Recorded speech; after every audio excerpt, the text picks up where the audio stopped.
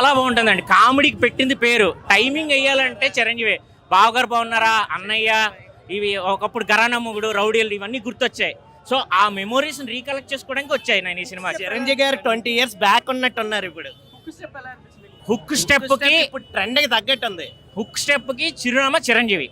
చిరంజీవి అంటే hook step గుర్తొస్తుంది. ఇంకా అలాంటిది హుక్ స్టెప్ మళ్ళీ దానికి మనం హుక్ స్టెప్ అనక్కలే, చిరంజీవి స్టెప్ అనాలి. సినిమా బ్లాక్ బాస్టర్ భయ్య. చిరంజీవి కంబ్యాక్ తర్వాత ఇంత ఎంటర్టైనింగ్ సినిమా అసలు ఫస్ట్ నుంచి లాస్ట్ దాకా out standing performance, out standing fights, అసలు వెంకటేష్ పర్ఫార్మెన్స్ అదంతా అవుట్ స్టాండింగ్ భయ్య. ఈ సంక్రాంతి అవుట్ స్టాండింగ్ పక్కా 300 crore గ్రాసర్. అద్దరిపోయింది సినిమా. ఖచ్చితంగా ఫ్యామిలీస్ అందరూ చూడాలి.